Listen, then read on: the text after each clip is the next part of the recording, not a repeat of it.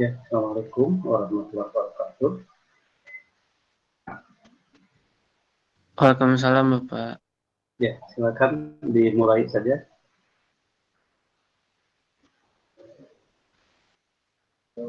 Bapak Rirja. Cek. Oke. Sudah mulai aja mungkin ya Pak. Bismillahirrahmanirrahim. Assalamualaikum warahmatullahi wabarakatuh. Alhamdulillahirrabbilalamin.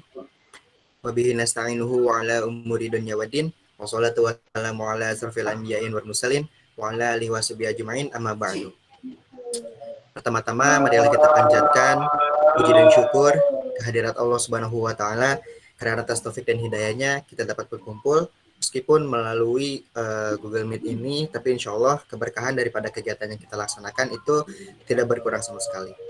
Salawat serta salam semoga selalu terlimpah curahkan kepada baginda alam yakni Habibana wa Nabiyana Muhammad Sallallahu Alaihi Wasallam, kepada para keluarganya, kepada para sahabat, kepada para tabi'in tabi'at, dan insya Allah kepada kita selaku umatnya hingga akhir zaman.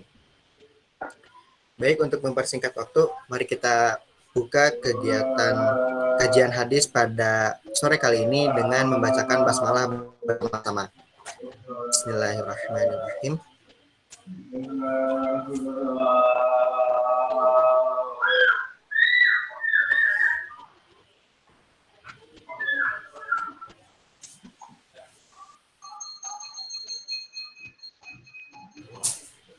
Ya, mungkin langsung saja kepada Pak Elan selaku pemateri kita pada kajian kali ini, dipersilakan.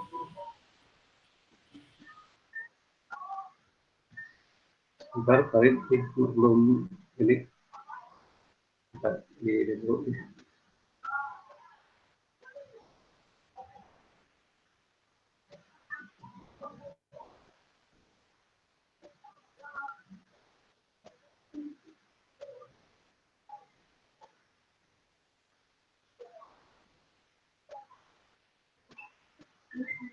Oh, nggak terdetek. Sama siapa ya? Ada Silmi, ada. Silakan di share screen. Dari Bapak nggak bisa terdetek. Baik Bapak, sebentar. Silakan. Ya. Baik, Bismillahirrahmanirrahim. Assalamualaikum warahmatullahi wabarakatuh. Innalhamdulillah nahmaduhu wa nasta'inuhu wa nastaghfiruh wa na'udzu billahi min syururi anfusina wa min sayyiati a'malina. May yahdihillahu fala mudilla lahu wa may yudlil fala hadiya lahu. Asyhadu an la ilaha illallah wahdahu la syarika lahu wa asyhadu anna Muhammadan abduhu wa rasuluhu la nabiyya ba'da. Allahumma shalli wa sallim ala sayyidil mursalin Muhammadin wa ala alihi wa sahbihi ajma'in. Ayyuhal hadirun, usikum wa iyaya bitaqwallah, faqad fazal muttaqun, wa innallaha khabirun bima ta'malun. Hadirin jamaah yang Allah muliakan, alhamdulillah pada sore hari ini kita bisa bersua kembali dalam kajian kita setiap hari Kamis sore, yang insya Allah pada kesempatan ini kita akan mengulang kembali bahasan. Jadi karena selama pandemi ini kita vakum ya, kecuali beberapa pertemuan yang kita lakukan kemarin, sehingga kemudian ditambah dengan alhamdulillah program kita ini terus menyebar ke masyarakat yang lainnya, sehingga kemudian dibutuhkan adanya pengulangan-pengulangan baru dari materi-materi kajian kita ini. Hadirin sekalian, jadi kita mengulang sekarang pada bab fadilah ilmu. Pada bab fadilah ilmu, insya Allah materinya tengah diusahakan untuk muncul. Bagaimana? Si Umi sudah muncul? Ya. Sebentar Pak, ada kendala di laptop. Oh iya, silakan diusahakan. Sedang diupayakan. Ya, ya. Hadirin sekalian, nanti kita tunggu dulu. Tapi dicoba dari Bapak bisa barangkali ya. Oh ya, sama. Tidak muncul ya. Jadi hadirin sekalian,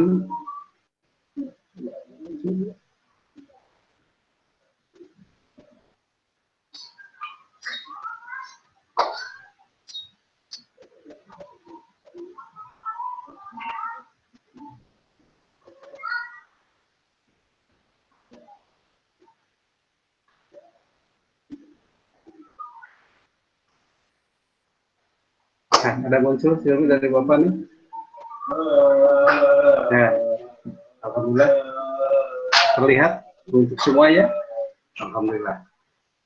Hadirin sekalian, sudah terlihat Pak. Alhamdulillah. Ya. Baik, hadirin jamaah rahimahullah dimanapun Anda berada. Jadi kita masuk sekarang pada bab tentang keutamaan ilmu atau kelebihan ilmu. Tepatnya fadilah di sini adalah kelebihan kita terjemahkan. Jadi kita masuk pada bab tentang fadlul ilmi. Kita besarkan sedikit. Nah, seperti itu. Jadi kita masuk pada bab fadil ilmi. Bab tentang kelebihan ilmu. Nah, hadisnya hadis nomor 82. Di sini Rasulullah Imam Bukhari, maksudnya Imam Bukhari menuliskan rujukannya ketika beliau menuliskan hadis itu diawali dengan sanadnya sini. Jadi hadatsana ini perkataan Imam Bukhari hadirin sekalian. Jadi hadatsana telah menceritakan kepada kami siapa? Sa'id bin Ufair. Sa'id bin Ufair. Qala, kata beliau, hadatsani telah menceritakan kepadaku siapa? Lais. Qala, berkata Lais, ini Lais berkata, hadatsani, ini hadatsani telah menceritakan kepadaku siapa? Uqail. Nah, gitu. Kemudian Uqail mendapatkannya an Ibnu Syihab dari Ibnu Syihab sini. Kemudian Ibnu Syihab mendapatkannya an Hamzah bin Abdullah bin Umar dari Hamzah bin Abdullah bin Umar. Anna sesungguhnya Ibnu Umar, sesungguhnya Ibnu Umar itu qala pernah berkata. Nah, sami'tu Rasulullah sallallahu alaihi wasallam, aku mendengar Rasulullah sallallahu alaihi wasallam bersabda begini. Nah, yang dalam tanda kurung hadirin sekalian, yang dalam tanda kurung itu adalah teks hadisnya. Jadi hadirin sekalian, kalau kita cerita kembali mengingatkan, kalau kita cerita tentang kajian hadis dengan kajian Al-Quran, gitu ya, terutama tafsir ya, atau boleh juga bukan tafsir juga. Jadi kalau kita cerita tentang kajian hadis dengan kajian Al-Quran, bedanya di mana? Bedanya kalau pada Al-Quran itu kita tidak didahului oleh rawi dan sanad. Jadi kalau kita mengkaji Al-Quran, langsung kita dihadapkan kepada teksnya. Begitu, teks Al-Quran. Misal kita buka Al-Quran langsung, misal tahu dulu, kemudian alif lam mim zalikal kitabu la raiba fiih. Misal begitu. Langsung kepada teksnya. Tetapi kalau kita mengkaji hadis, nah sebelum kepada teks hadis, kita dihadapkan dulu kepada sanad dan rawi. Begitu.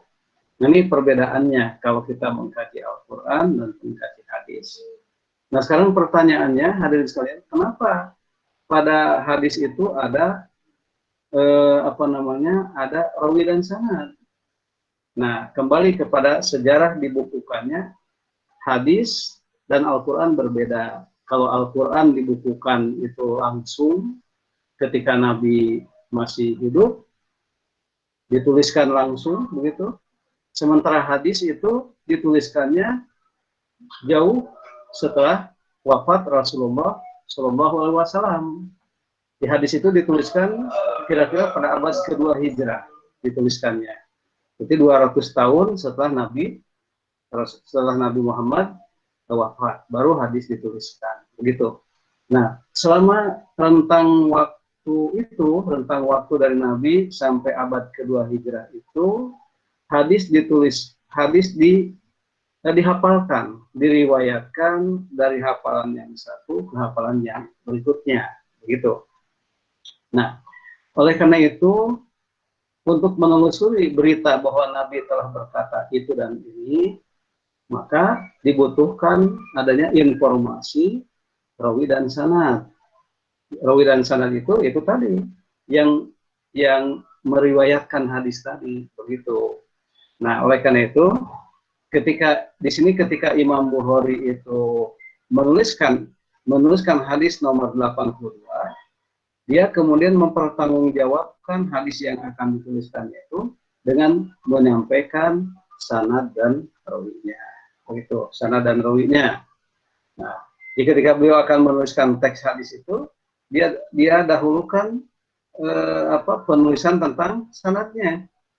Nah, kata beliau, hadatsana. Nah, di Imam Bukhari itu menyatakan hadatsana telah menceritakan kepada kami. Nah, kami di sini ingat Imam Bukhari. Siapa yang menceritakan kepada Imam Bukhari? Yaitu Sa'id bin Ufair. Ini Sa'id bin Ufair ya, Sa'id bin Ufair. Berarti Sa'id bin Ufair ini adalah gurunya Imam Bukhari. Nah, Imam Sa'id bin Ufair tadi juga tentu tidak sembarang meriwayatkan hadis kepada Imam Bukhari, melainkan beliau punya rujukannya juga, itu sanadnya. Nah, sanad yang dimaksud adalah gurunya Sa'id bin Ufair, yaitu Alais. Nah, Alais, gitu ya. Nah, demikian juga dengan Lais. Beliau pun juga menyandarkan periwayatannya kepada Sa'id bin Ufair dengan mengutarakan gurunya atau sandarannya, yaitu Ukail. Demikian juga Ukail menyandarkannya kepada Ibnu Syihab. Di sini Ibnu Syihab kepada Hamzah bin Abdullah bin Umar. Nah, begitu. Jadi kepada Hamzah bin Abdullah bin Umar.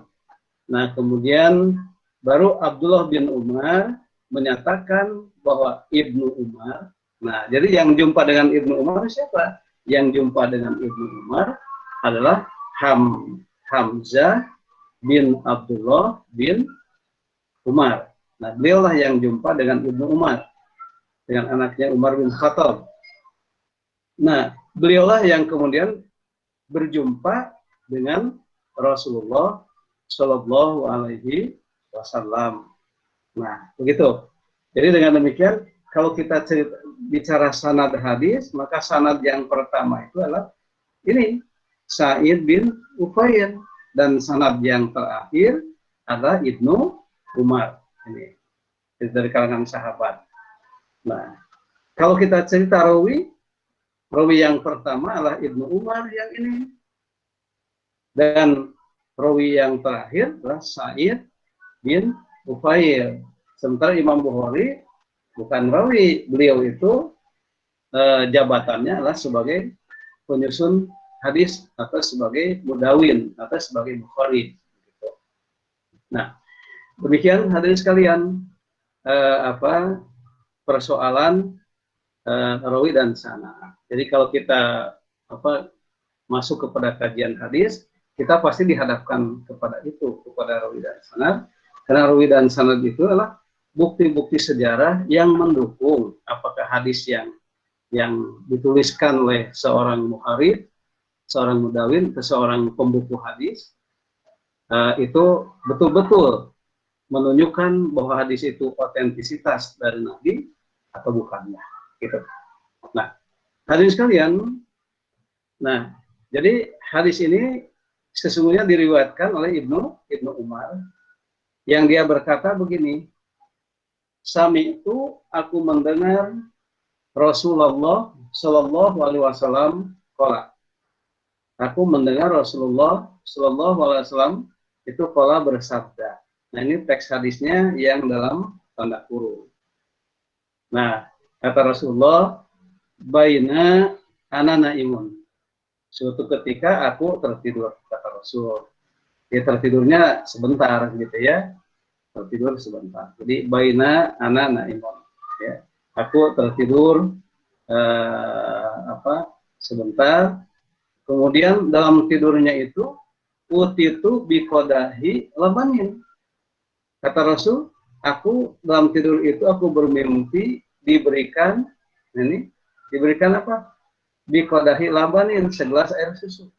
Gitu. Fasyaribtu, maka aku minum air susu tadi, hatta ini sampai, maksudnya minum sampai puas. Hatta ini sehingga seolah-olah aku melihat al-aro, aku melihat dalam mimpi tadi Arya air susu itu bercucuran, ya yakhruju bercucuran fi adfari pada jari jemariku. Jadi Rasulullah itu minum air susu dalam mimpinya itu sampai puas sehingga, tapi air susu itu terus mengalir dari jari jemarinya dalam mimpi beliau itu. Nah, kemudian atau itu kemudian aku berikan fadli sisa dari apa yang beliau minum, ya. Diberikan ke siapa air susu itu? Umar bin Khattab, kepada Umar bin Khattab. Nah, begitu mimpi Nabi. Nah, qalu, lantas para sahabat bertanya, "Fama awal tahu?" Apa takwilnya impian itu ya Rasulullah, wahai Rasulullah? Nah, ini pertanyaan sahabat. Fama awal tahu, apa takwilnya impian tadi ya Rasulullah, wahai Rasulullah? Qala, kemudian Rasulullah menjawab, al ilma, apa yang diberikan dari air susu kepada Umar bin Khattab itu tidak lain adalah ilmu. Nah, begitu. Nah, hadirin sekalian, terjemahan bebasnya ada, insya Allah terlihat pada laptop atau pada handphone hadirin sekalian yang Allah muliakan. Ini. Dan jika hadirin membutuhkan soft filenya, membutuhkan filenya ini, ya, bisa hadirin kontak ke panitia, ya, nanti dijelaskan siapa yang harus dihubungi oleh panitia nanti, ya. Mungkin bisa di download di mana, itu difasilitasi oleh panitia. Nah, hadirin sekalian, hamba Allah yang Allah muliakan. Nah, kita lihat sekarang penjelasan hadisnya. Nah, ini kita lihat penjelasan hadisnya. Nah, ini penjelasan hadisnya. Ya, sengaja berupa pemaparan biasa supaya mudah dibaca oleh kita semua. Hadirin sekalian, rahimakumullah. Coba kita lihat poin pertama. hadis ini menjelaskan bahwa ilmu yang diwariskan Allah dan Rasulnya, nah ini ya, bahwa ilmu yang diwariskan oleh Allah dan Rasulnya, ini ya. Nah, hadis ini menjelaskan bahwa ilmu yang diwariskan oleh Allah dan Rasulnya tentu adalah ilmu agama, bukan ilmu umum. Jadi ketika Rasulullah itu menyatakan air susu ini diberikan kepada Umar bin Khattab, dan air segelas dan air susu itu yang sepertinya tidak habis-habisnya tadi, kata Rasul itu adalah simbol daripada ilmu. Tentu ilmu yang dimaksud adalah ilmu agama, bukan ilmu umum. Begitu, bukan ilmu ekonomi, ya, bukan ilmu umum lainnya, bukan, tetapi ilmu agama. Nah, oleh karena itu pantas, ya, bahwa sahabat itu adalah ahli warisnya yang pertama dari ilmu nubuwah tadi. Jadi bahwa sahabat itu adalah ahli warisnya yang pertama dari ilmu agama itu. Gitu. Nah, yang kedua, hadirin sekalian, hadis ini dengan tegas menyebutkan ciri-ciri ilmu itu sendiri. Ciri-ciri ilmu agama itu sendiri. Bahwa ilmu sebagaimana dipaparkan pengertian di atas, ilmu agama tadi, ya. Maksudnya pada pemaparan sebelumnya bahkan, ya, adalah merupakan ilmu yang sebenarnya yang diwariskan oleh Rasulullah Sallallahu Alaihi Wasallam. Ilmu yang dimaksud tentu adalah ilmu nubuwah. Nah, ini yang diwariskan oleh Rasulullah kepada sahabat itu, dalam hal ini kepada Umar bin Khattab. Kemudian ilmu nubuwah inilah yang kemudian diwariskan oleh Rasulullah kepada sahabat, kemudian para sahabat mewariskannya kepada ulama al-amilin, dari para ulama yang mengamalkan ilmu tadi, baik dari kalangan tabi'in, ya, dan selanjutnya kepada ulama al-amilin generasi berikutnya, dan kemudian sampai kepada kita. Nah, hadirin sekalian, ini ada dalam kurungnya ulama al-amilin yang dimaksud itu adalah ulama yang tipe ketiga, ya. Kenapa ada ulama tipe ketiga? Karena ini ada kaul, ada kaul, ada pendapat dari ulama salaf, ya, ulama kita terdahulu, bahwa katanya ulama itu dibagi tiga. Ada alimun billah, laisa aliman bi amrillah. Nah, begitu. Ulama itu ada tiga macam. Ada alimun billah, laisa aliman bi amrillah. Yaitu ada ulama yang berilmu tentang Allah, laisa aliman bi amrillah, tetapi tidak berilmu kepada perintahnya. Itu yang pertama, syarat yang pertama. Yang kedua, hadirin sekalian, ada alimun bi amrillah, laisa aliman billah. Ada corak yang kedua, ada ulama itu, ada yang alimun bi amrillah. Dia itu mengenal kepada perintah Allah. Namun laisa aliman billah, tetapi dia tidak berilmu kepada Allah. Nah, dan corak yang ketiga yang disebut dalam tulisan kita ini, itu ulama al-amilin tadi, adalah ulama corak yang ketiga, itu alimun billah, dia alim kepada Allah, berilmu kepada Allah, alimun bi amrillah, juga berilmu kepada perintahnya, gitu. Nah, hadirin sekalian, jamaah rahimakumullah dimanapun Anda berada, untuk memahami, mengartikan tiga kalimat tadi, maka kita masuk pada rumusan begini. Bahwa yang dimaksud dengan alimun billah itu artinya takut kepada Allah. Karena seperti bahasan kemarin, orang dikatakan innama yakhsyallaha min ibadihil ulama. Nah, begitu. Sehingga orang yang alim kepada Allah itu tidak lain mereka yang khawafuhu, yang takut kepadanya. Nah, adapun yang dimaksud dengan aliman bi amrillah, berilmu tentang perintah Allah, artinya dia mengetahui tentang halal dan haram. Apa yang dihalalkan Allah dan apa yang diharamkan Allah. Begitu. Nah, jadi kalau begitu, yang dimaksud dengan alimun billah, ulama corak yang pertama ya, alimun billah, itu orang yang berilmu tentang Allah, laisa aliman bi amrillah, tetapi tidak berilmu kepada perintahnya. Maksudnya, corak yang pertama itu, ada ulama yang alimun billah, dia itu takut kepada Allah. Takut kepada Allah. Namun sayang, rasa takutnya kepada Allah itu laisa aliman bi amrillah, tidak dibarengi dengan pemahamannya kepada masalah halal dan haram tadi. Akibatnya apa yang berkembang dari jenis yang pertama ini, jenis ulama yang pertama ini, dia takut kepada Allah dalam pengertian ibadahnya tinggi, waroknya besar, begitu ya, ya, khusyuk ibadahnya, begitu. Tetapi laisa aliman bi amrillah, tidak mengetahui halal dan haram.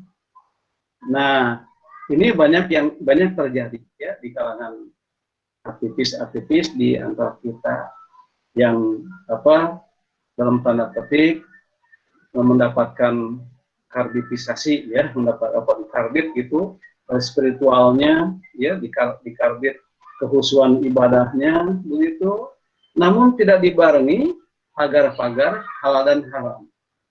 Akibatnya hadirin sekalian, banyak kita lihat ya, kok dia itu ibadahnya bagus ya, dia itu khusyuk sholatnya, tetapi kenapa kurang bagus hubungannya dengan tetangga, kurang bagus hubungannya dengan keluarganya, dengan istrinya, dengan anak-anaknya kurang bagus ya, dengan orang tuanya kurang bagus, padahal sholatnya khusyuk.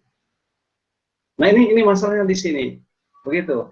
Jadi dia mendapatkan karbitisasi istilahnya ya, mendapatkan dikarbit spiritualnya, dipompa, disupport terus gitu ya. Inilah yang disebut dengan kehusuan yang instan. Begitu. Akhirnya karena dia tidak tahu ilmunya tentang halal dan haram, tidak tahu pagar-pagarnya, akibatnya dia mengikuti apa yang kenikmatan yang sifatnya instan dalam beribadah kepada Allah Subhanahu wa taala. Sehingga dapat kita lihat betapa banyak ya para aktivis di antara kita ya yang kemudian dia khusyuk ibadahnya, tetapi kemudian kurang baik dengan hablum minannasnya ya. Itu yang pertama hadirin sekalian. Yang kedua, ada alimun bi amrillah. Nah, ini terbalik.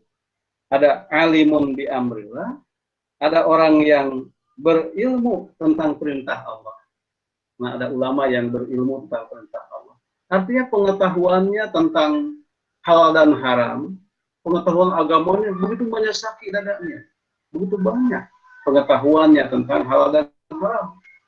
Namun sayang, laisa aliman billah, dia tidak takut kepada Allah.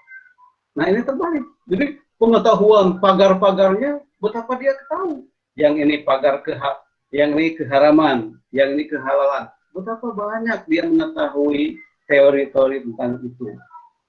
Tetapi karena dia tidak ada rasa takut kepada Allah, akibatnya ya hanya manis di bibir.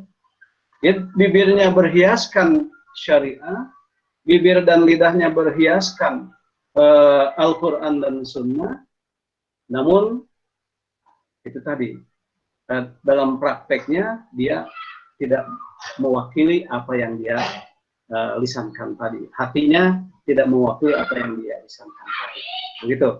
Nah, ini juga banyak kita temui ya di antara kita, begitu ya. Nah, ini mungkin yang sering kita lihat Islamofobia itu di sini adanya, gitu ya.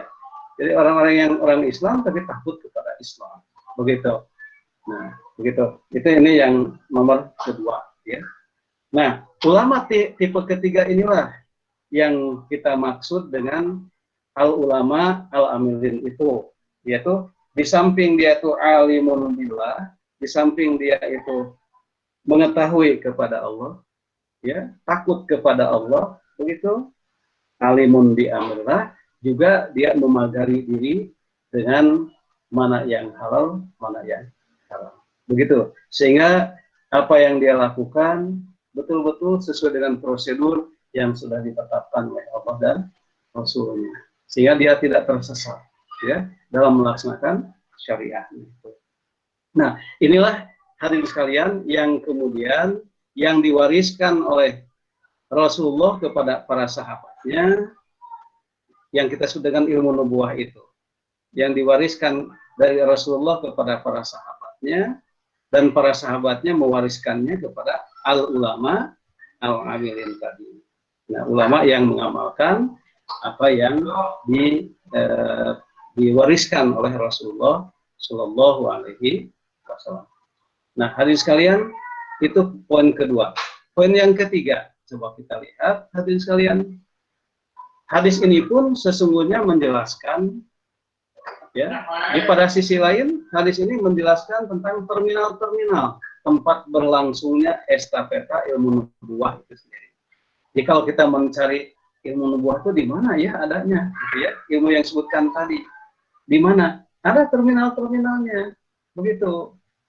Terminal itu yang pertama, ya, ada pada sahabat. Nah ini ada pada para sahabat. Terminal pertama itu ada pada sahabat. Yang kedua ada pada para tabi'in al-amilin. Jadi yang kedua itu tabi'in itu maksudnya generasi setelah sahabat, tetapi yang amilin tadi yang mengamalkan. Dan kemudian yang ketiga, nah yang ketiga ini terminal yang ketiga itu ada pada ulama al-amilin tadi. Nah itulah hadirin sekalian yang menjadi terminal-terminal tempat berlangsungnya estafeta ilmu nubuah itu.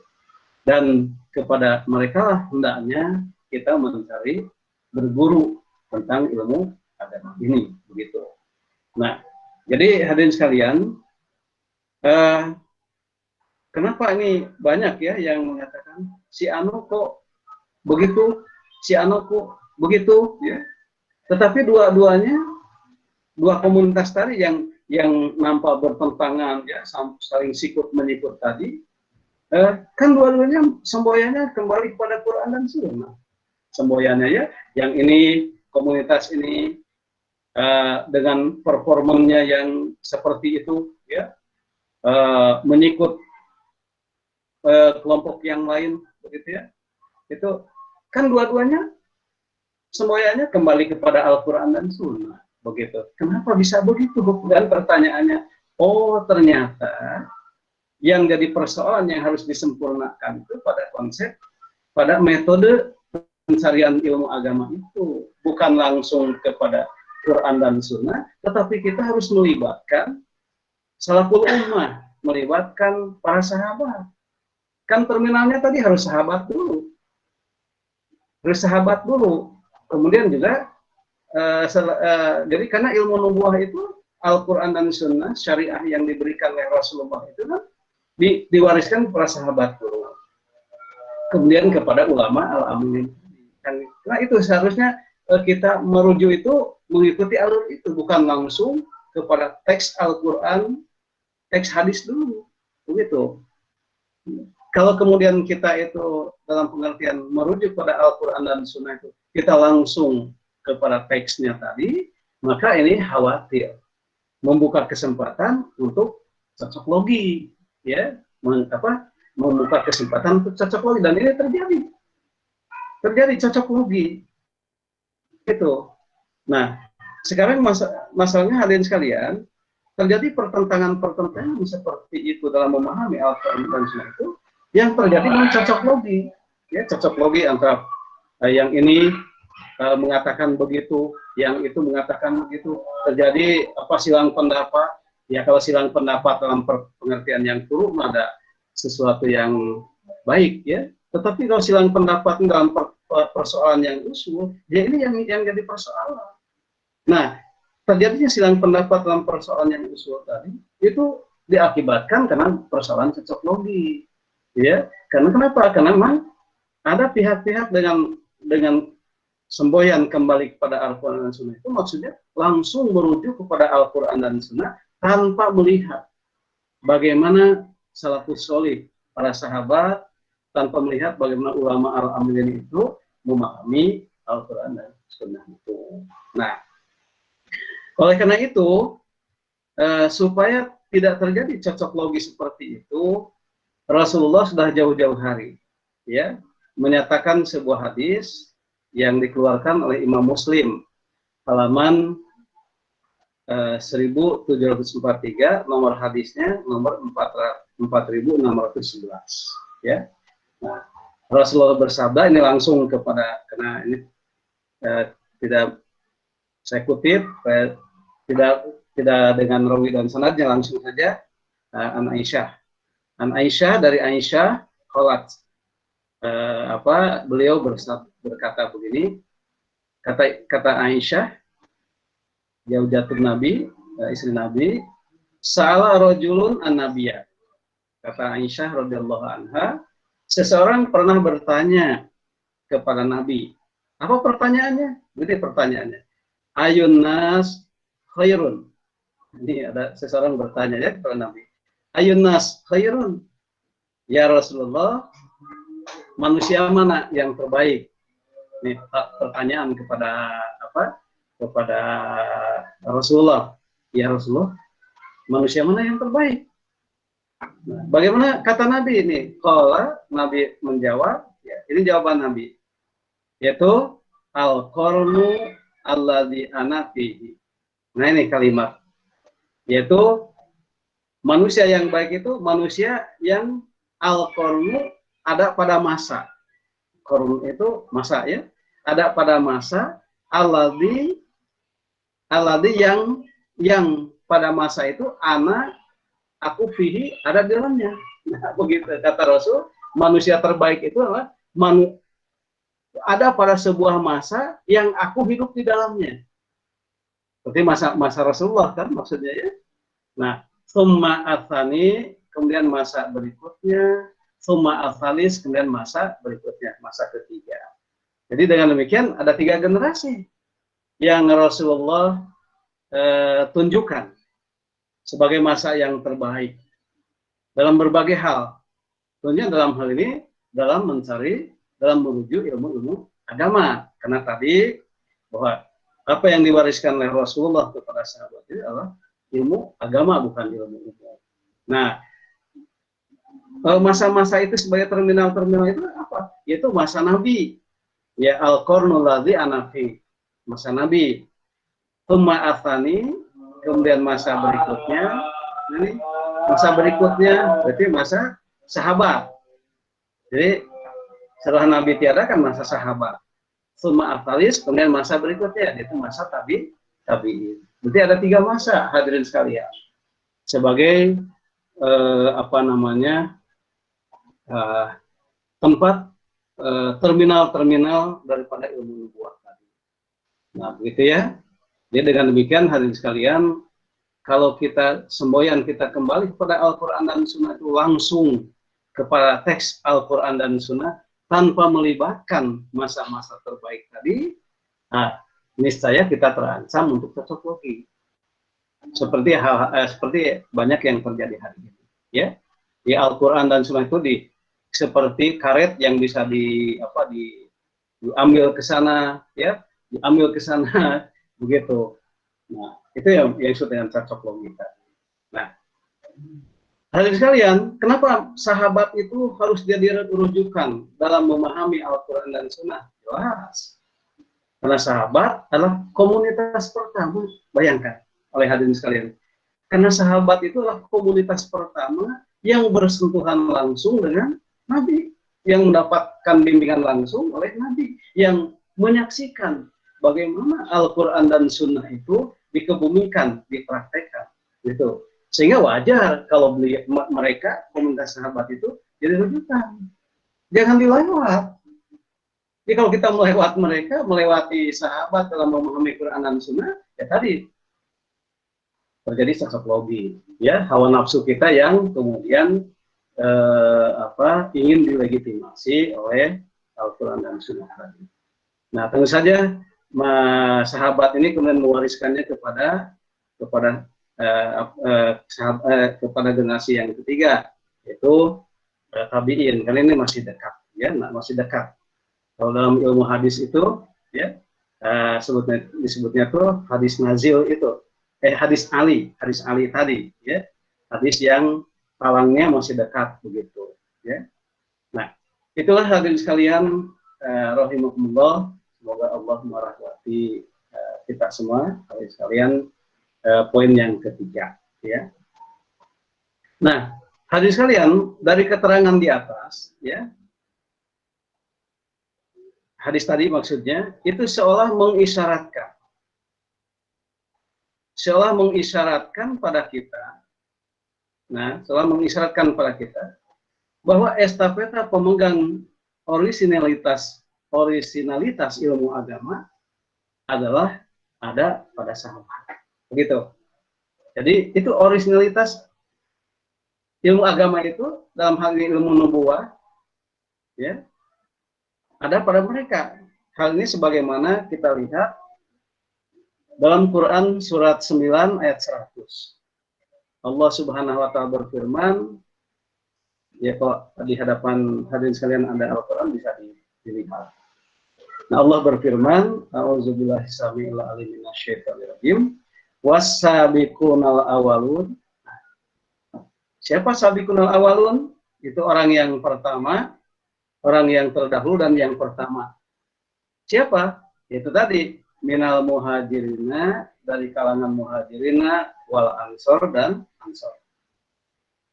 Nah, jadi as-sabiqunal awwalun, was-sabiqunal awwalun, orang yang terdahulu dan yang pertama dari kalangan muhajirin dan ansor. Yang pertama, ya, itu kan para sahabat. Walladzina tabauhum, dan mereka yang ittiba kepada sahabat. Ittibanya tentu biihsan, dengan baik. Jadi ini yang bahasa tadi kita, al-ulama al-amilin tadi, ya. Jadi para sahabat dan mereka yang ittiba kepada sahabat dengan baik, itu radhiyallahu anhum, Allah ridho kepada mereka. Nah, karena Allah ridho kepada mereka, maka warodu, mereka pun ridho anhu kepada Allah. Ya, jadi karena Allah ridho kepada mereka, akibatnya mereka ridho kepada Allah. Nah, karena kondisinya seperti itu, sudah gayung bersambut antara Allah dan mereka, ya, para sahabat dan waladina tabahum tadi, bi ihsan tadi, maka wa'addalahum, Allah janjikan kepada mereka jannatin, surga-surga tajri yang mengalir tahtaha, di bawahnya Allah anhar, sungai-sungai yang banyak, ya. Khalidina fiha, mereka hidup abadi di dalamnya, abadan, selamanya. Zalikal fawzul azim, yang demikian itu adalah keberuntungan yang besar. Nah, ini sudah disinggung oleh Al-Quran, surat Al-Maidah ayat 100 tadi, ya, bahwa mereka itu diridhoi oleh Allah. Siapa? Sahabat, dan mereka siapa saja dari kalangan ulama al-amilina yang ittiba kepada para sahabat dengan baik. Allah ridho kepada mereka. Nah, kalau mereka ridho dan mereka diridhoi dan mereka ridho kepada Allah, betapa semua tindak tanduknya. Dalam hal ini kita khususkan dalam periwayatan ilmu nubuwah tadi adalah ilmu yang benar-benar terjaga dari Rasulullah Shallallahu Alaihi Wasallam. Nah, hadirin sekalian, ayat ini jelas menunjukkan adanya estafeta warisan ilmu nubuwah itu adalah para ulama yang dalam hadis di atas diidentifikasikan sebagai para tabi'in yang Allah menyebutnya sebagai mereka yang berkomitmen untuk mengikuti jejak dan langkah para salafus saleh tadi. Dengan kalimat waladina taba'uhum bi ihsan. Nah, hadirin sekalian, kalimat komitmen untuk mengikuti mereka para sahabat tadi ya adalah merupakan syarat utama untuk menjadi ahli waris daripada ilmu nubuwah tadi. Jadi kalau pertanyaannya bagaimana caranya agar kita ini menjadi ahli waris daripada periwayatan ilmu nubuwah tadi? Nah, syaratnya adalah ittiba'uhum waladina taba'uhum atau ittiba'uhum, komitmen dengan sahabat tadi. Demikian bahasan hari ini, hadirin sekalian. Mudah-mudahan ada manfaatnya untuk diri saya sendiri, karena nasihat itu adalah untuk diri saya sendiri, juga untuk hadirin sekalian, para adik-adik mahasiswa, Bapak Ibu dosen dan karyawan, dan masyarakat seluruhnya di seluruh negeri ini. Itu saja. Saya serahkan kembali kepada moderator.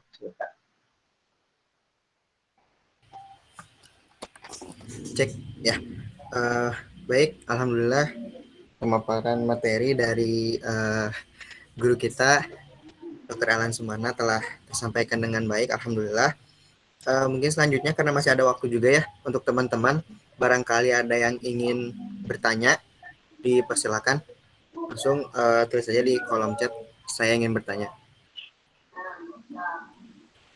Bisa bertanya di Meet, bisa bertanya di TV ya, Pak Lin.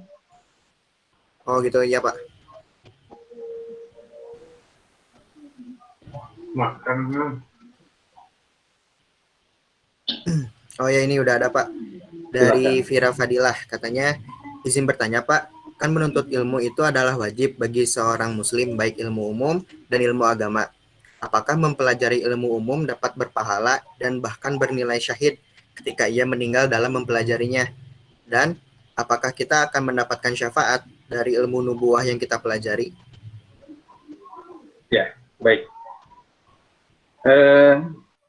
Hadirin sekalian, ini pertanyaan bagus dari saudara kita, bahwa apakah mempelajari ilmu umum itu berpahala? Tentu berpahala, begitu. Tentu berpahala. Bagaimana berpahalanya ilmu agama? Ilmu agama yang dimaksud itu ilmu nubuwah, gitu. Hanya pertanyaannya kapan berpahalanya, gitu kan? Nah, kenapa kok ada pertanyaan kapan berpahalanya mempelajari ilmu umum? Ya karena ilmu umum itu tadi sekalian tidak mengajarkan adanya baik dan buruk. Ilmu umum itu tidak mengajarkan adanya surga dan neraka. Begitu. Nah, menjadi berpahala kalau kemudian dikaitkan dengan gerbong ilmu agama. Begitu. Jadi seorang muslim dengan komitmennya kepada agamanya, seorang muslim yang komitmen kepada agamanya akan merefleksikan kemampuannya di bidang ilmu umum menjadi persembahan baktinya kepada Allah Subhanahu wa Ta'ala. Nah, ini berpahalanya di sini, gitu. Ya. Nah, tentu saja mempelajari ilmu agama pun tidak berpahala. Sama kalau kemudian itu ya tadi, kalau dia mempelajari ilmu agamanya itu tidak dalam rangka mencari ridho Allah tadi, sama aja begitu kan masalahnya, ya sama aja gitu ya. Nah, hanya tadi seperti yang sering disampaikan bahwa dua-duanya baik ilmu agama ataupun ilmu umum, dua-duanya adalah fardu hukumnya, wajib. Hanya yang satu fardu ain, ilmu agama itu fardu ain, dan ilmu umum itu juga fardu kifayah. Ya. Nah, fardu ain itu maksudnya kefarduan yang dibebankan kepada setiap kita. Gitu. Nah, ilmu agama itu fardu ain. Alasannya karena kita orang Islam. Gitu. Kan masuk surganya kita itu karena kita pahamnya kepada ilmu agama. dan masuk nerakanya kita itu karena bodohnya kita kepada ilmu agama. Gitu. Jadi masuk surganya kita itu bukan karena kita tak tahunya kepada ilmu umum. Masuk nerakanya kita itu karena kita bodohnya kepada ilmu umum, bukan itu. Jadi masuk surganya kita itu adalah karena ilmu agama, pahamnya kita kepada ilmu agama, dan masuk nerakanya kita itu karena kitanya bodoh kepada ilmu agama. Gitu. Nah, keahlian-keahlian yang kita miliki dibutuhkan. Keahlian baik dalam bentuk ilmu umum maupun keahlian lain dibutuhkan. Dalam rangka apa? Dalam rangka instrumen untuk merefleksikan diri sebagai orang yang takwa kepada Allah Subhanahu wa taala karena ilmu agamanya. Begitu. Nah, jadi bahkan ketika seseorang yang sudah bisa mengaitkan, menumbuhkan kalimatnya menumbuhkan ilmu umumnya di atas ilmu agamanya, mengakar pada ilmu agamanya, ilmu umumnya tadi, ketika dia mencari ilmu umum, yang ilmu umumnya itu ditumbuhkan di atas lahan ilmu agama tadi, maka matinya ketika mempelajari ilmu umum itu bisa mati syahid. Begitu. Dan tinta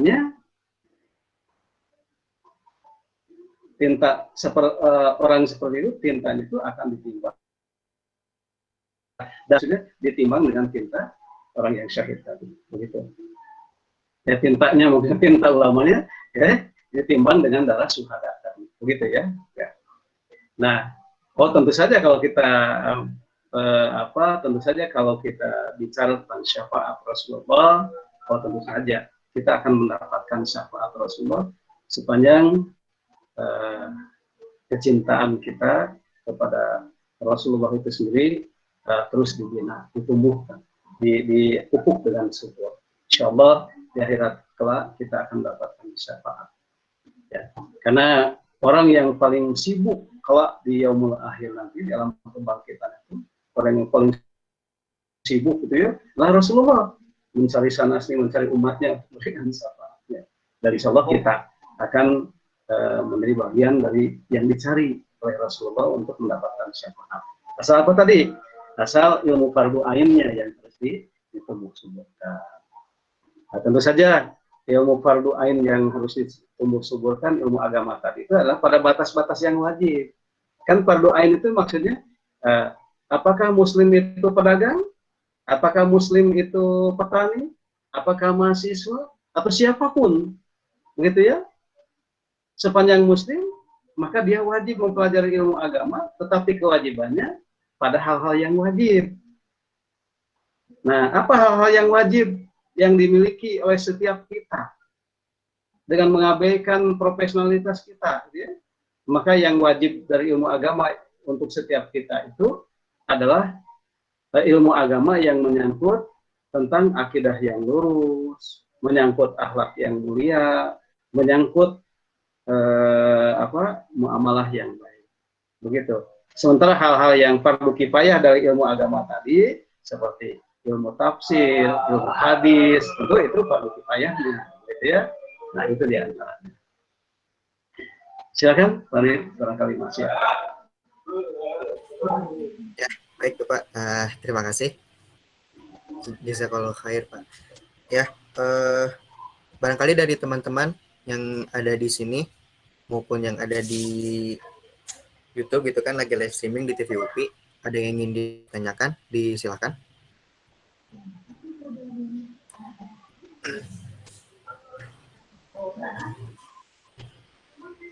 Silakan.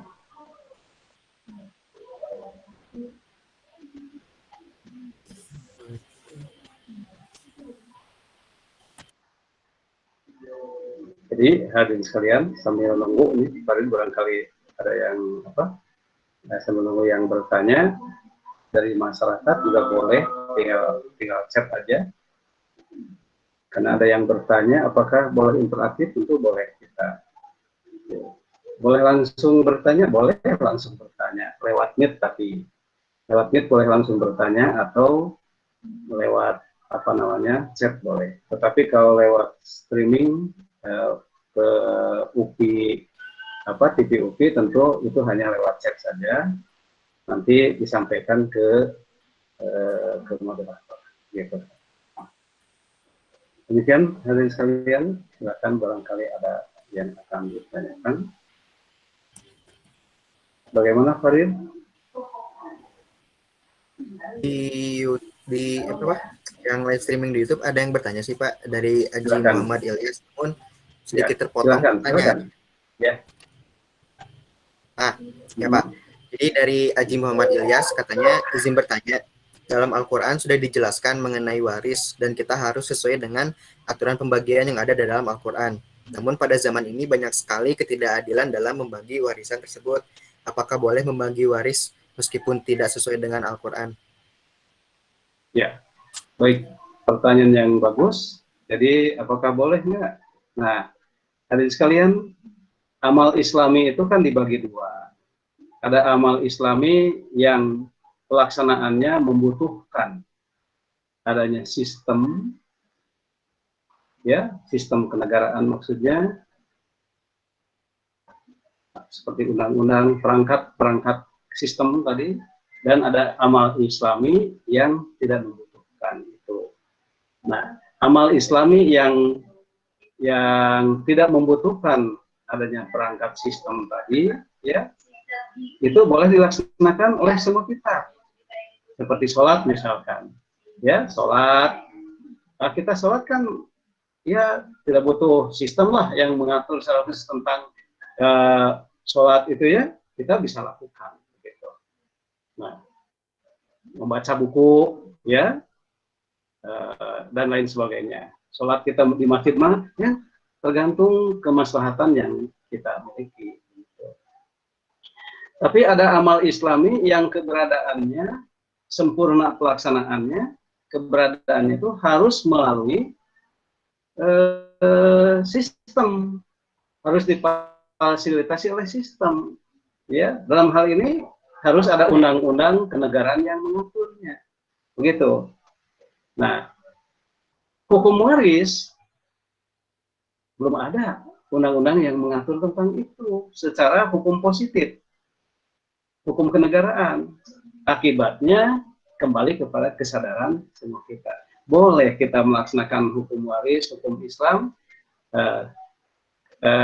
Dalam hal ini yang bisa dilakukan, ya, kecuali yang tidak bisa dilakukan. Nah, yang bisa kita lakukan misal hukum waris tadi. Nah, kalau itu ada kesadaran di antara kita, di antara keluarga itu, nah, sudah kita sadar, misal kita bagi berdasarkan hukum Islam, silakan, dan itu lebih berkah tentunya. Tapi kalau kemudian di antara keluarga silang pendapat tentang pembagian itu, nah kita harus paham bahwa hal ini hukum waris ini belum diadopsi menjadi hukum negara. Negara kita kan bukan negara Islam. Jadi karena kita harus sadar bahwa tidak boleh memaksakan, kan belum ada perangkat hukumnya. Begitu. Oleh karena itu, kalau kemudian di antara keluarga kita tidak sadar tentang itu, ya kembali kepada kemaslahatan yang lebih umum. Begitu. Dan itu tentu saja itu adalah keterbatasan. Gitu. Dimaafkan. Ya. Jangan sampai dipaksakan sampai misal apa bawa golok misalnya, ya, gitu. Nah, sampai yang lain misal hukum pidana, ya, ada apa semacam potong tangan, rajam.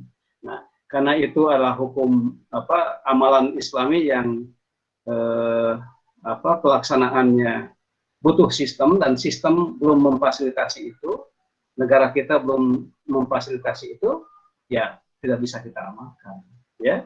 Karena kan ketika kita melaksanakan hukum potong tangan, hukum rajam, itu kan harus ada perangkat hukumnya. Gitu. Yang memotong tangan, yang merajam itu kan hakim. Perangkat hukumnya bukan kita. Nah, yang diperlukan oleh kita itu. Gitu. Nah, jadi sepanjang perbuatan itu, sepanjang persoalan itu terkait dengan amal Islami yang pelaksanaannya membutuhkan adanya perundang-undangan, membutuhkan adanya perangkat hukum, Sementara perangkat hukumnya tidak ada, yaitu suatu keterbatasan dan itu dimaafkan. Ya. Nah, begitu.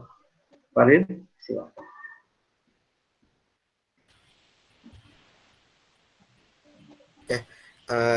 Baik, mengingat waktu ya Pak, sudah memasuki pukul 5:03. Jadi mungkin untuk kegiatan kita kali ini cukup sekian gitu.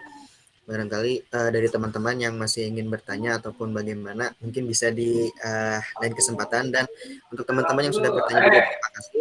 Teman-teman sudah bertanya, sudah menyimak dari awal, terima kasih, baik yang ada di dalam Google Meet ataupun yang ada di dalam YouTube gitu, yang sedang menonton live stream di TVU.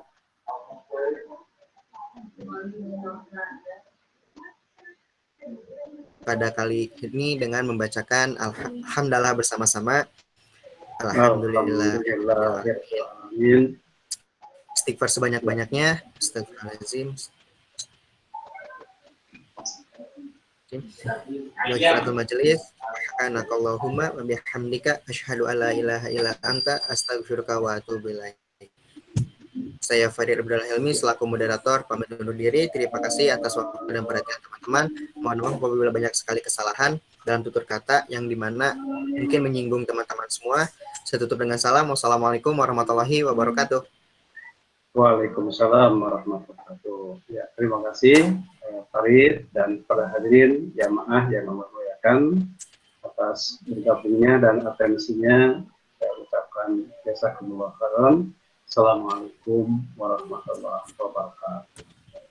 Waalaikumsalam.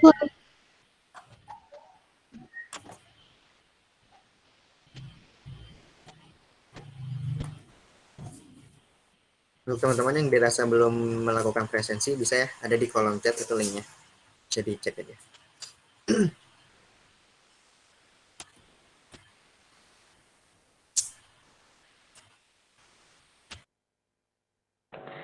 Ini buat yang presensi katanya udah nggak menerima respon lagi, gimana?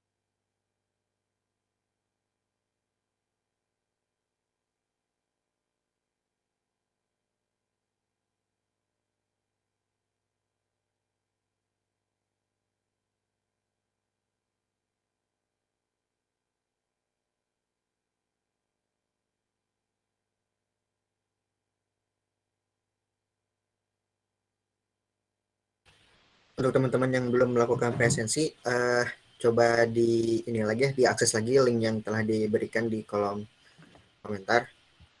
Seharusnya sudah bisa diakses lagi sih.